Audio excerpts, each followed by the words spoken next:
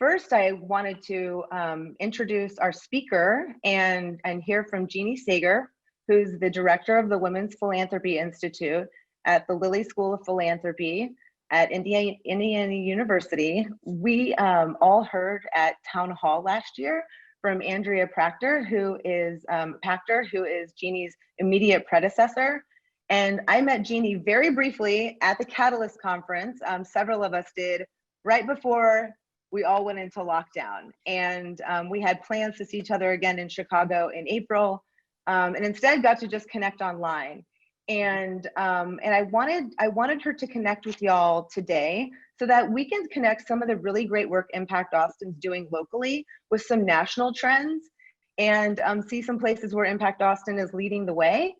And Jeannie's going to talk a little bit about that. And then also, they just released a snapshot of women's giving and giving in general during COVID. So I thought it was a pretty relevant topic that we were hoping to cover too. So Jeannie, I think everyone here would like to get to know you a little bit too. A lot of what we talk about with Impact Austin is about being on a journey, and specifically a philanthropic journey. And you yourself have been on a philanthropic journey that's led you to holding this super esteemed position and directing some research and some leadership in women's philanthropy. So I think all of us would like to know a little bit about you and hearing more about your journey, and then about the Institute specifically. Thank you so much, Christina. It's so great to be with all of you this morning, and it warms my heart. I actually grew up in Florida. So hearing Christina say y'all a couple times, just really, it's like joy rising. So, so happy to be with all of you. And I just wish that we could be together in person. As Christina said, the last time I had a chance to meet with her was in Seattle, in the hot spot at the time, who we did not know that. And I had just started as director. I was actually 4 weeks on the job. And we were supposed to be together again, as Christina said, at our Women's Philanthropy Institute Symposium in Chicago. So I do want to give a plug for what we ended up transitioning to outside of the symposium, which is a philanthropy plugged in digital hub. So it seems really apropos that our Women Give report this year, Women Give 2020, was all about the intersection of technology, gender, and giving, when we've had to make this worldwide pivot to gathering together virtually and really leaning in on these virtual tools and technology. But I want you to listen in particular to a podcast episode titled "The Most Generous City in the Country." And it's an interview with Christina and Courtney Manuel and their efforts to encourage generosity among as many people as possible in Central Texas. And you, all of you today who are joining us, are part of that generosity movement. And so I applaud all of you and your work. So a little bit about my journey. 25 years ago, I actually arrived in Indianapolis to do a fellowship at what was then the Center on Philanthropy. And it was called the Jane Addams Fellowship. And it was very unique. So the premise was we would gather as a group. There were 6 of us in the fellowship, all doing post-baccalaureate work. So some of us had been kind of in the workforce, and some of us were getting ready to go to grad school, medical school, et cetera. But it was an opportunity to spend 10 months kind of being in a deep dive to explore philanthropy. And we had the opportunity to be with who I consider the guru of philanthropy. His name is Bob Payton, and he actually coined the definition that the School of Philanthropy uses, which is that philanthropy is voluntary action for the public good. And his idea with this fellowship was that all of us actually would not be in the nonprofit sector. That he wanted to pepper the world with future CEOs and physicians and lawyers and government officials to kind of for lack of a better way to describe it, spread the gospel of philanthropy, to view the world through a philanthropic lens and understand the importance that philanthropy plays in how society works and how we view the world. And so that's how I started. That's really that was a absolutely transformational experience for me and the other fellows. There were 13 classes. So we're kind of all over the world, really. And his wish kind of came true. I would say we're split in half. So half of us stayed in the nonprofit sector and have become leaders at foundations and professors and teachers. And then the other half really did, become physicians and lawyers and are with Fortune 500 companies. So we're out there doing good. And 25 years later, I'm here at now the School of Philanthropy as director of the Women's Philanthropy Institute and part of the leadership team for the school. And what's interesting is that I come to this work as a practitioner and not an academic. So I fully confess that I'm a philanthropy nerd. And so I've always been interested in how we can bring the research into practice.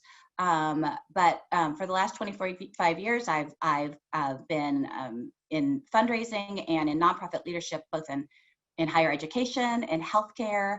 I even helped build and found a new college independent college prep school here in Indiana. So I like to see myself as a builder, and I'm very excited to come to the Women's Philanthropy Institute at this point in time, because we have really built this great reputation on rigorous research.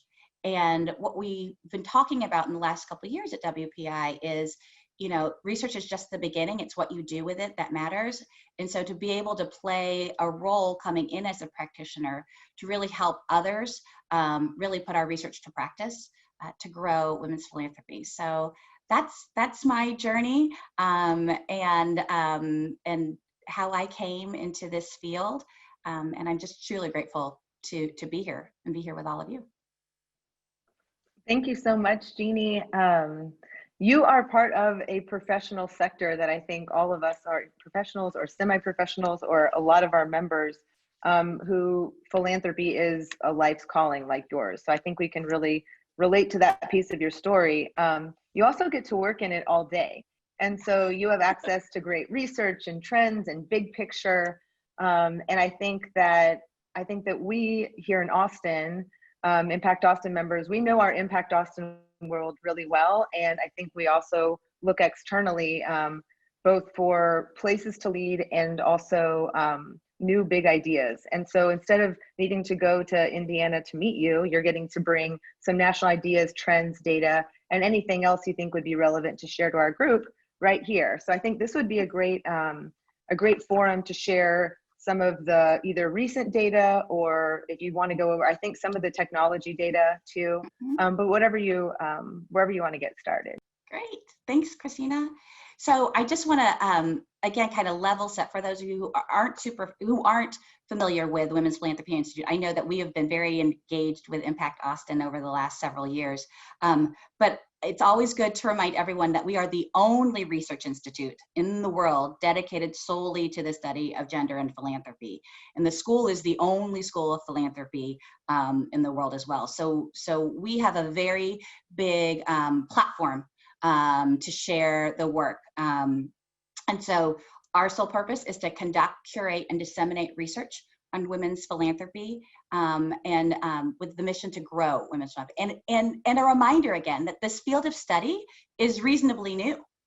We released our first study in 2010 and have since then built an amazing reservoir of findings that demonstrate that gender matters in philanthropy. We have about 135 data points, unique data points around gender and philanthropy. But this is why. It's because by most measures, today's demographic changes benefit women. You know this and you see it every day. And more women have increased access to education, income, and wealth. And those three things are the key predictors of philanthropy. And so women's wealth is rising. I just read a report from the Boston Consulting Group that said that by 2025, women will have $110 trillion in personal assets. And today, women hold about 40% of all global wealth. Women are more likely to give across race, age, and income levels. And women give differently, from motivations to causes to behaviors. Women and men demonstrate different giving patterns. And so those three things have really been the core themes that run through all of our research.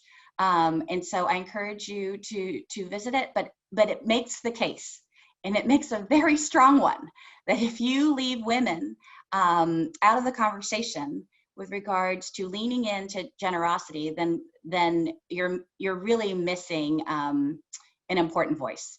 And I know that in the last several years, you know, in particular, in all of the sectors of our women's voices are rising and being amplified. And so I always appreciate opportunities like this to again share the research and what we're finding at the Women's Philanthropy Institute, and having people share that more widely. So I want to share a couple things about trends in giving circles in particular. And when Christina asked me to do this, to be here with you today, and the kinds of things she wanted me to talk about, and she asked about trends, I kind of laughed, because the truth of the matter is that Impact Austin is a leader when it comes to the trends that we are seeing in collective giving.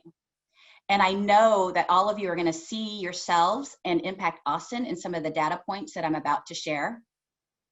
And I hope that you know that you can be so proud of the work that you've done to truly diversify and democratize philanthropy in Austin, as you have created a model that quite literally grows women's philanthropy.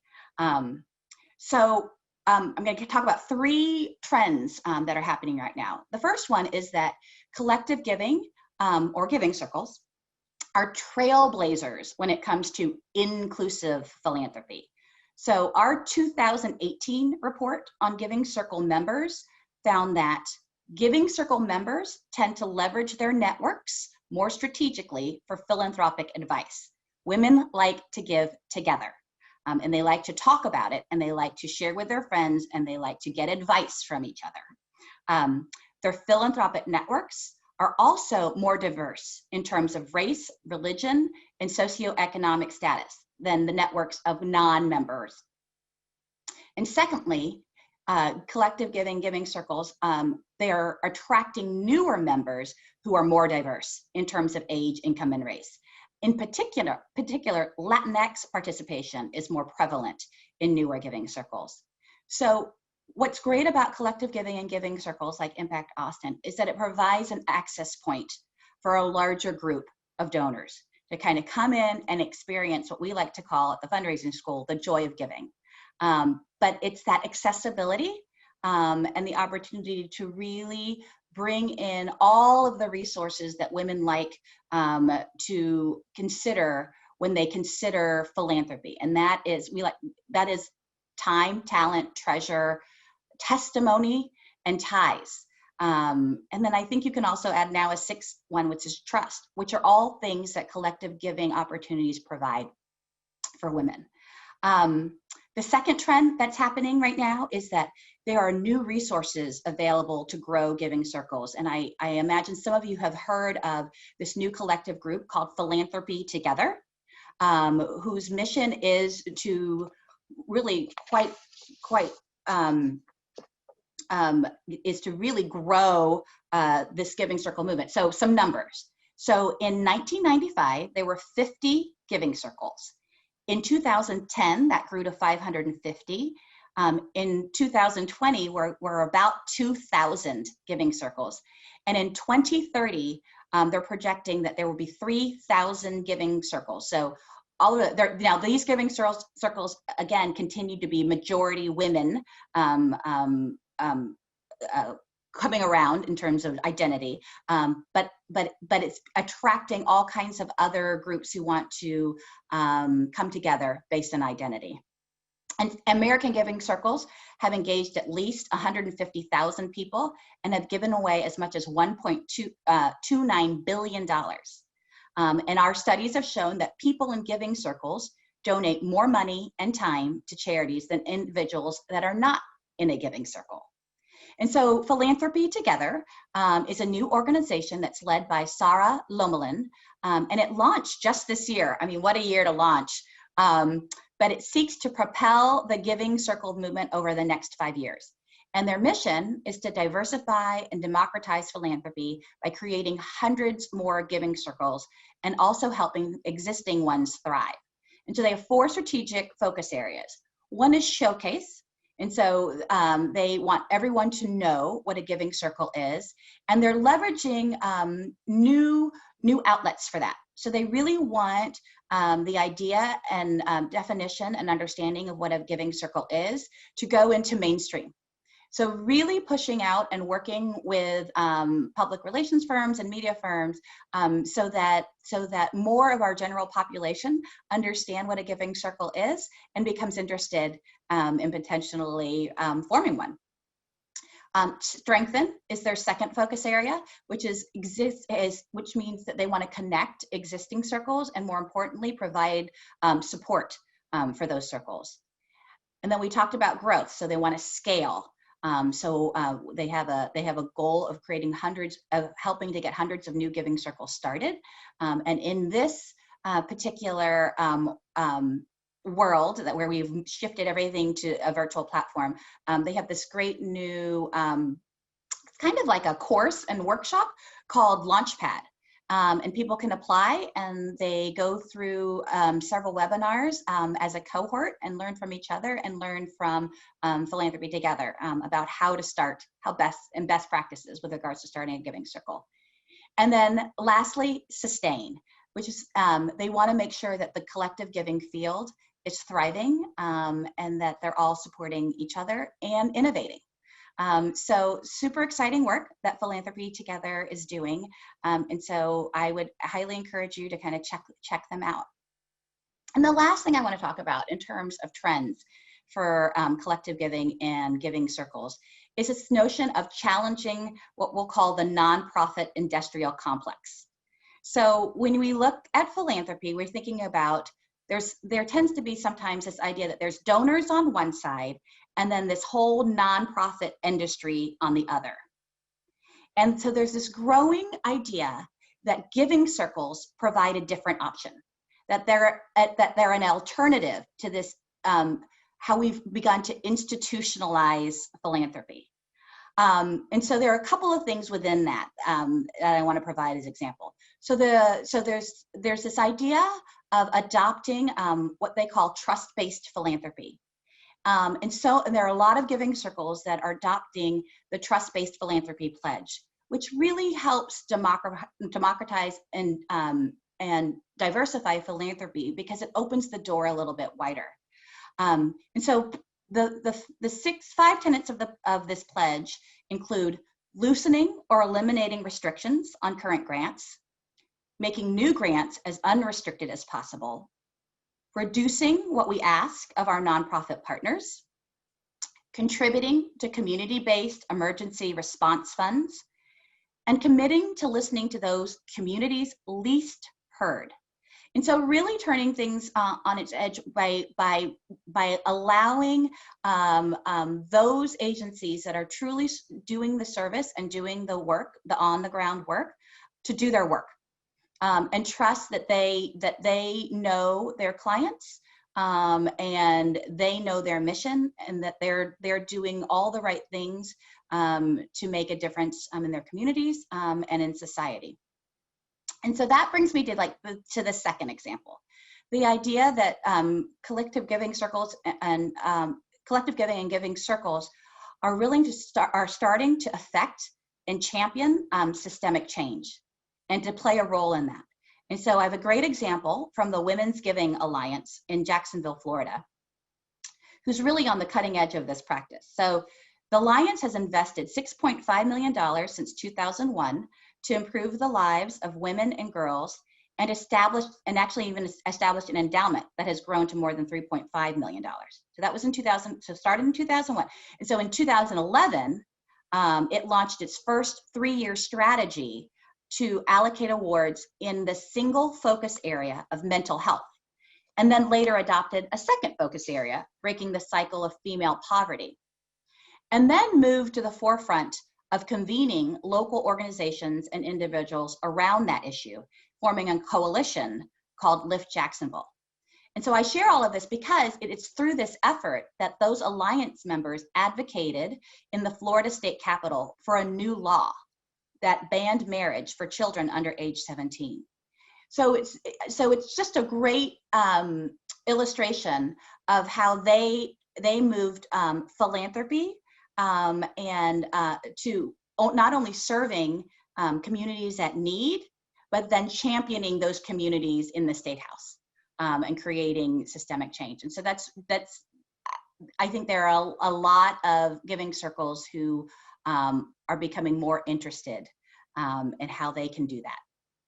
And so I'll just end with a quote as we kind of talk about trends in giving circles from Lynetta Gilbert, who is a real champion and leader in the foundation space and philanthropy space. So here's the question for all of you to kind of think about. As giving circles, are we thinking big enough? Are we trying to look and sound and be like institutional philanthropy? Are we allowing ourselves the freedom to be and act and talk as we believe we need and want to be, to connect, support, advocate for our community through our time, talent, treasure, and testimony? So just something to think about as you kind of move forward in this new year. And so I'll also share a little bit from our COVID-19 report, which is our latest report from WPI. And so the headline is this: despite facing a global health crisis and economic recession, more than half of all US households, 56%, expressed some form of generosity during the early months of the pandemic. 48% of US households engaged in forms of generosity that were unique to the pandemic. This includes things like ordering takeout to support restaurants, buying gift cards from restaurants that had to shutter, continuing to pay individuals or businesses for services that they couldn't provide due to strict social distancing requirements. And then 32% of households did some combination of donating directly to nonprofits, supporting others through crowdfunding, or providing in-kind goods. That's anything from donations to food pantries or to homemade masks, but all to those in need. So 32% did what we call this direct giving. And then additionally, in this early snapshot, so this was really a survey that asked household decision makers about their giving from March to May of 2020. But really, households' routine traveling was largely unchanged. What was unique about this report for us, though, was that the report's findings actually differ from previous WPI research when it comes to gender. So we found that single women are more likely to give, and so our research has always shown that single women are more likely to give and give in greater amounts than similarly situated single men. And although further research is necessary, but what we found is that in this case, single women were more likely to report that their giving had decreased due to specific elements of the pandemic. And so we, of course, want to have some further research to kind of understand this finding. But as you've probably read and seen in the news, studies are now showing that women have been disproportionately affected by the pandemic and resulting in an economic downturn. I mean, we're really throwing around the word she-cession here, which could decrease women's ability to give. And this pattern, again, a contrast with the Great Recessions, which had an outsized impact on men.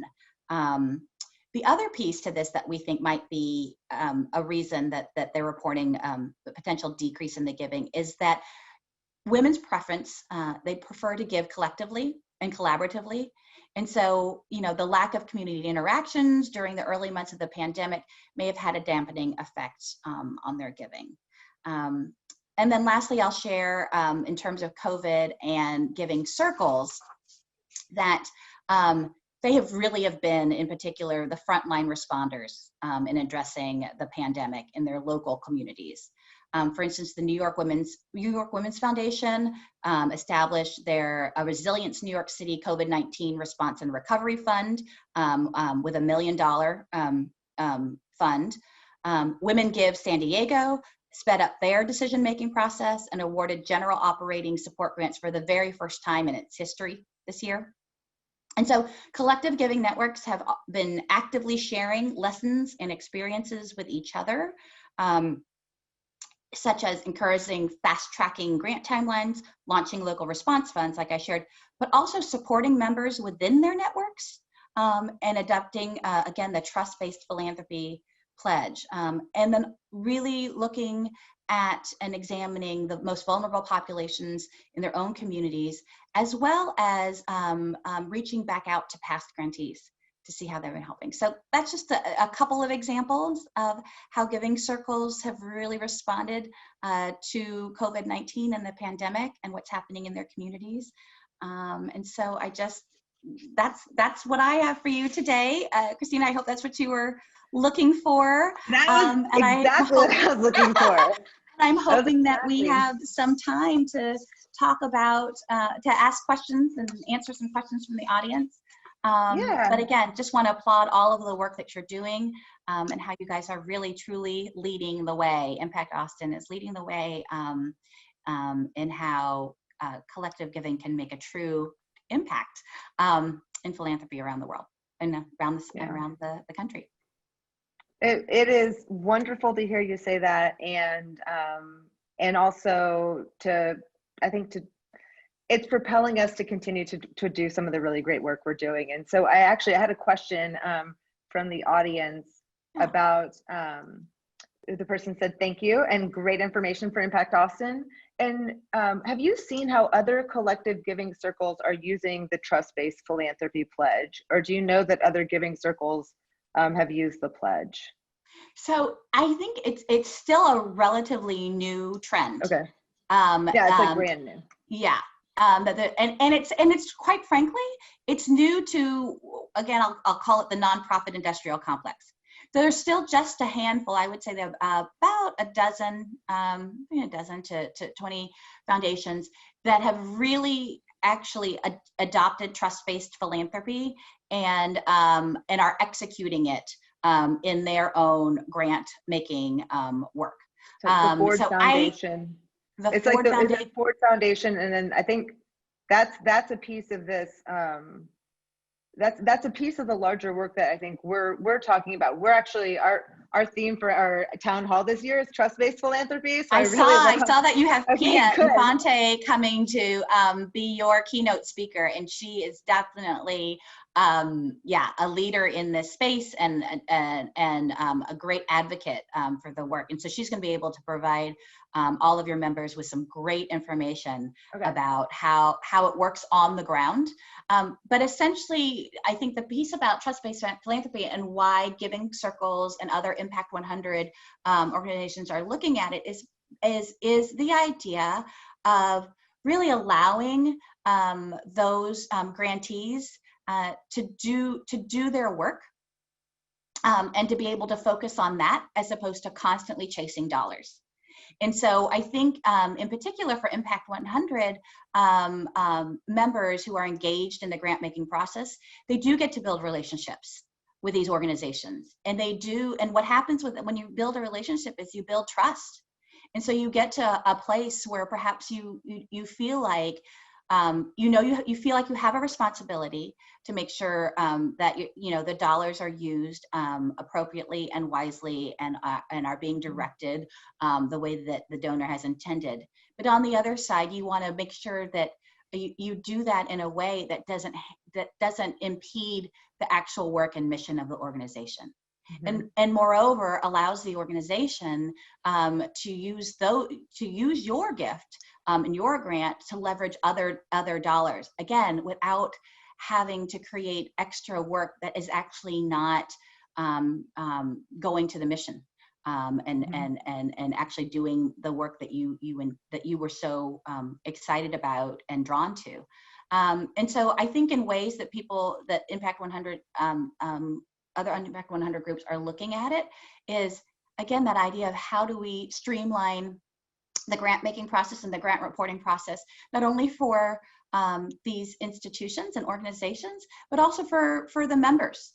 So, you know, we're all getting busier and busier as you know, this is a volunteer thing. This is your philanthropy. So how do we create and put systems in place that make it easier for participation on the member side as well? I think it's very much in line with the new streamlined grant making process that we rolled out. And I think with trust-based philanthropy too, especially with the pledge being sort of larger foundations taking the lead, it's because I think that a lot of that work probably does need to happen more urgently in some of the larger foundations. They control so many dollars that go out, and they also there's more institution built in there where there needs to be more power balance and level setting. And I think with trust-based philanthropy that I'm seeing with Impact Austin and with other giving circles is that it's formalizing and creating a framework for a lot of the work we're doing.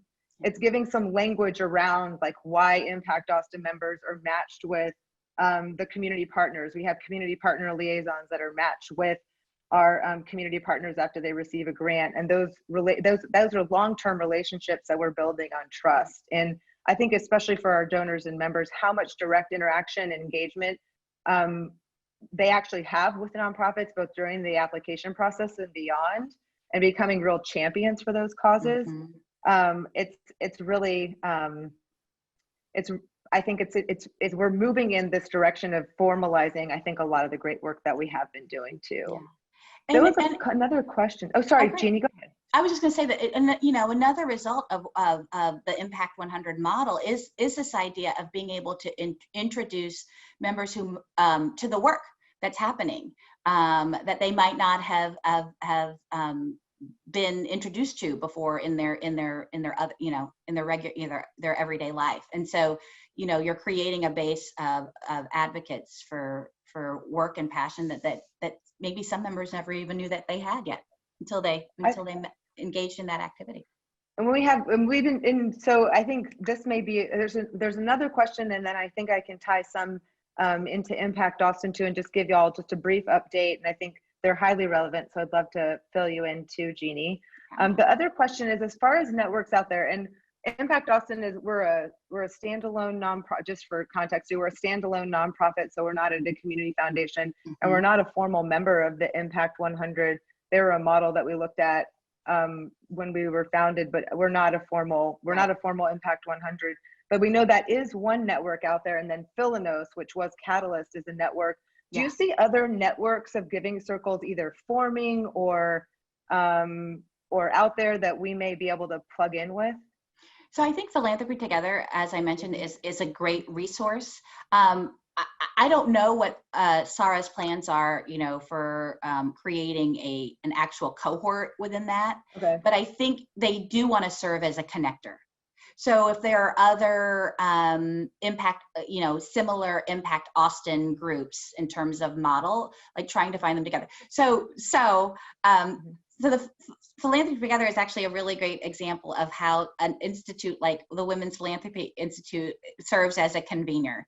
So the founders of that particular movement actually met at I think it was the 2018 or 2017 symposium, and it was just like Christina said, you know, there's Philanos, and then there's that Impact 100 Council, and so there's all these little other, you know, groups that you can kind of come into, but there really wasn't one thing around giving circles, and all of these people found each other at one of our symposiums around women's philanthropy, and so There's now even a Women's Giving Circle International. That's another group. But yeah, the networks are out there, and I think it's a matter of just kind of compiling what all of them are. And I think the Collective Giving Research Group is actively kind of making sure that we have some sort of master spreadsheet of how this all works. And Philanthropy Together is a great start. Perfect. We participated in their first, I think they did a racial equity 4-part course, and they asked Impact Austin to participate in the first one to feature our social innovation grant. So it was actually really exciting. It was, we met a lot of great giving circles from across the country that are looking to do some work like our social innovation grant. So so Jeannie, thank you so much. I think that we will probably, end up having some questions in the chat. So if you keep an eye on the chat, but if we'd like to use our reaction button, or we can just clap and just give Jeannie a round of applause. You are so fabulous. Oh, right back at you. And really, if you have not heard the podcast featuring Christina, go check it out. I'll put the link in the chat. They hear me all the time though, so this may be that's like all right. Okay, good. We'll enjoy. That'll be some nice morning walk background for y'all. No, it was really great to meet with Courtney. So updates, Impact Austin updates, a couple big, super exciting, relevant. Our social innovation grant pitch presentations are happening this week, or are wrapped to narrow down from our 3 semifinalists down to our 2 finalists, which means that we'll be doing online voting for the grant starting later in October. And so you'll be getting emails about newsletters, emails. You'll even get a piece of paper mail in the mail to remind you to vote. I know everyone's getting reminders to vote on so many things right now. So this is, make sure your voice is heard at Impact Austin and vote for the Social Innovation Grant. And for a reminder too, for everyone on, the Social Innovation Grant is a new grant we launched last year. It goes to fund a collaborative of organizations working together to advance equity for women and girls of color in Central Texas. So the online voting will be for the grant, but the announcement and the award presentation will be at Town Hall, which is November 10th. It is going to be a fabulous event. We just previewed. The theme is trust-based philanthropy. And we'll be doing the award. Well, first an update about the Innocence Initiative, which was the initiative we funded last year through the Social Innovation Grant. They'll give, and that grant was a $110,000 grant to go to support a group of 5 organizations working to end adultification bias for Black girls in Central Texas. Adultification bias meaning that there's research that shows that girls, Black girls up to even as early as the age of 5 are seen as less innocent, more dangerous, early criminalization, and also early sexualized. So they're working really hard on a big issue, systemic issue, but they've got some great updates for how they've been able to do their work this year. So we'll get an update from them. We'll get to see 2 videos that feature each one of our finalists. And then there will be a big announcement of who the award recipient is. We'll do a couple other Impact Austin updates. So we'll go into a bit more detail about our new streamlined grants process and how we're going to be allocating grant funding and doing voting on grants in more detail there. You'll also be getting a letter in the mail with a full brief and details about any updates that we're making this year. So we're finding to communicate with folks, we're doing it multiple ways, and people look forward to snail mail these days. So you'll be getting emails and that letter in the mail. So we've also got some good numbers that fit in, again, with some national trends of giving. Our membership numbers, so we do our annual budget. A lot of y'all know we do our annual budget based on our fiscal year. We're presenting our first budget, our first draft of our budget in, I think March was actually going to be our board meeting. So we went back to the drawing board and had some tough conversations about what the really uncertain economic crisis and COVID. We worked with Jessica Forrest, our treasurer, worked really diligently to run numbers with Val Kirk and Jenny Cotner and some other leaders in the organization. And we projected to have a loss in membership. Right now our numbers are holding steady from where we were this time last year, which means renewals are coming in, and they're not just coming in as pledges right now, they're coming in as paid members. With the rollout of the launch of starting monthly member payments, we've had 11 people adopt to start paying monthly membership payments, which is 11 people who, some of whom have shared, would not have been able to renew their membership this year, but for having that as an option. So we're seeing the effects of just keep trying something new and really creating an opportunity for people to plug in immediately with Impact Austin. So we're holding steady. Our total grant pool right now of restricted grant dollars in the bank right now are $180,000. And the way some of that will be allocated, again, you'll be getting in numbers, which is amazing. Some will be, the majority will be going out in the spring, and then some will be held over to spread out for our fall grants. So the name of the game right now is getting everyone who you know to renew their membership. Reach out to friends. Impact Austin friends have been really powerful, some peer-to-peer communication and friends reaching out to friends. We get people to just respond immediately a lot of times to a reminder to pay when it's coming from a friend. So I would ask you as fellow members and leaders, please remind each other. But the other exciting news is that this year, as y'all know, because I believe that all of you are donors to our annual fund, we launched an annual fund this year to give folks an opportunity to give unrestricted cash gifts to Impact Austin that would go to cover operations and programming that isn't fully covered by the $250 operations contribution on your membership dues. And every single person on this call stepped up and contributed in some way to that. We set a goal of $100,000 by this December 31st, an external goal of $100,000. And as of today, we are at $49,000, which is amazing. So we've got some work to go. We're halfway there, which feels really great.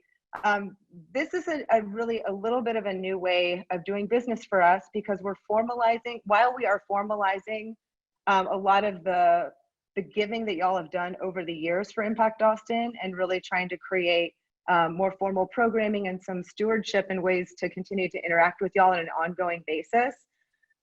It's also, for some folks, a reminder, I think, for others not in the loop as much as y'all, how Impact Austin ourselves are a nonprofit, and how we ourselves, to support our organization to really feel strong going into this uncertain year, how many Impact Austin members are really working with us to put our oxygen mask on first, so that we can continue to do this really incredible work out in the community.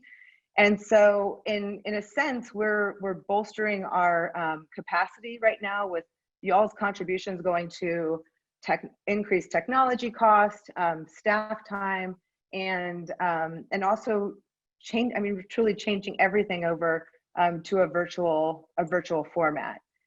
The other exciting piece of news that this group I thought would be particularly interested in is we, to help build our capacity with technology, the St. David's Foundation awarded us a $30,000 grant to be able to have the sales force and the technology support to be able to offer monthly payments, to be able to offer recurring payments for members, all that stuff we always had on our to-do list that we were like, oh, we need to do that this year.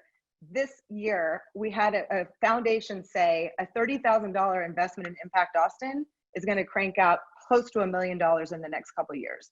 Like, we actually see y'all as the return on our investment of an investment in Impact Austin in this way being such a considerable investment in the community. I think larger funders in town are noticing that these problems are too big. They can't solve them alone.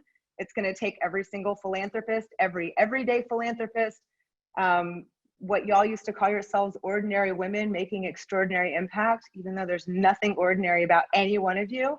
But really, I think thinking about it as an everyday philanthropist, all the way up to these larger foundations, they are seeing us as leaders, and we're able to incubate ideas more quickly than some of the larger foundations that look to us. I think one of the main something that really caught their attention was how many of our grantees, of our community partners, were able to go and take a grant from Impact Austin and then double it with the St. David's Foundation support.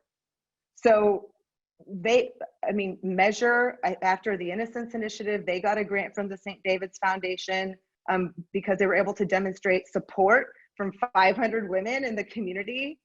And they knew that that project was going to be financially sustainable. And the other was a Half Helen Foundation is another one. So I think this ripple effect that we're causing is we're really making a name for ourselves, both in the funding community, the nonprofit community, and I can tell you that the updates to our grant making process, we are really going to continue to build momentum with how many of our members are able to engage in our programming, which is more philanthropy, more supportive nonprofits, more champions in the community. And that work is completely made possible by y'all. And I am so appreciative that y'all prioritize Impact Austin and continue to prioritize Impact Austin. And I can tell you how much I deeply appreciate every single one of you. So this is a chance to bring together some experts and get some fantastic educational programming here and learn from Jeannie. It's also this opportunity for me, because I can't be with you, to look you in the face right now on a cool Brady Bunch screen and just say thank you so much. This has been such an interesting year, and y'all have really been along the way every single step, everyone on this call. So I'm incredibly appreciative. Before we jump, and I think there may be, if anyone wants to stick around and just talk, I can break you up into breakout rooms, or we can catch up if you'd like. Before we break though, I have to acknowledge some board members who are here on the phone, because they have been putting in hours and hours, both on board work and also working on our social innovation grant. So Michelle Rankin, who's on, I want to make sure to acknowledge Michelle. She is the co-chair of the social innovation grant. Y'all will remember her. Everyone's giving her a round of applause. Y'all remember Michelle, who was a member of Impact Austin previously, years ago, and came back into the fold last year with full force, came through the Leadership Austin Fellowship Program, and was tasked with a big task of rolling out the social innovation grant and pulling together a group of women to work together. They produced a fabulous grant with clear criteria, and really took time to get to know the subject matter and all the stakeholders. And this year is our second year. So Michelle has been working, especially this week, on this work. Our board president, Susan Palumbo, who's on as well. She's the fabulous Susan. Everyone's gonna give Susan a wave and a round of applause. Susan's been really leading on moving our organization to a direction where we can be working on multiple big projects at the same time. I would say where we are able to focus right now, she's focusing on us on a couple things. One is on our diversity, equity, and inclusion initiatives, both on the board level and throughout the organization. That's been a priority for Susan, and she is definitely shaping that, continuing to help shape that agenda for Impact Austin. Also, being the financial wizard that she is as well, has been really working to help get our organization to a place of long-term financial health. And I think that especially some folks on the call who talk about Impact Austin being moving to a place of permanence, from sustainability to permanence, you have an ally, an advocate in Susan Palumbo, and a leader on that area. And then also, as a nonprofit, Susan's done a great job of working to cultivate staff. And that is me saying personally that I really am grateful for the Impact Austin investing in me. I know that y'all know that I'm going to be taking some family leave. Brett and I are having a baby in January, and Impact Austin is providing some time off for me, some paid time off, and continuing to support me. The whole board is doing a really great job working on that. So I also, so yay on all that. Let's clap for Susan.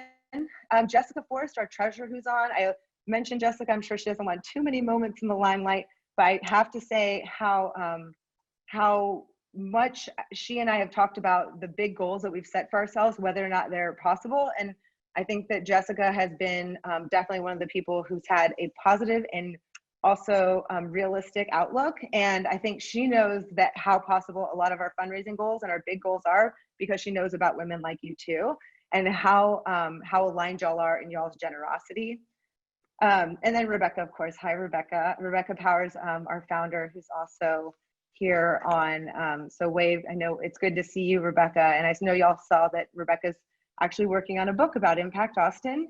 And so all of you, your names will not be changed in the book. No, it's really, it's super exciting that you're going to be telling our story. And I know we're really excited to work with you in any way on that. Thank you. Is there anyone else? I literally could go around the room and name every other committee chair, every other one of you. I could give a whole background, but that would be literally everyone on the call. Y'all are all contributing so much. So Becky, Christina, I saw you come up here. I have a question for you. First of all, thank you, Jeannie, for joining our meeting today. It was really inspiring to hear from you. And I love hearing about the big ideas and the things that are going on around the country. And it brings us ideas. And it also just makes me feel really great as a member to know that we're stepping up and doing some of these things and leading the way on this. So that's you're doing great. A lot of it too, by the way. Yeah. So Christina, as you were talking about, you know, the $100,000 raise that's, you know, that's operational, that's not grant related for Impact Austin and our own journey on spending money, I thought, like, what if you got $100,000 grant from another Impact Austin? Like somebody just, you know, gave you that grant and you'd already taken care of basic needs. Where would you spend such a gift? That's a really good question.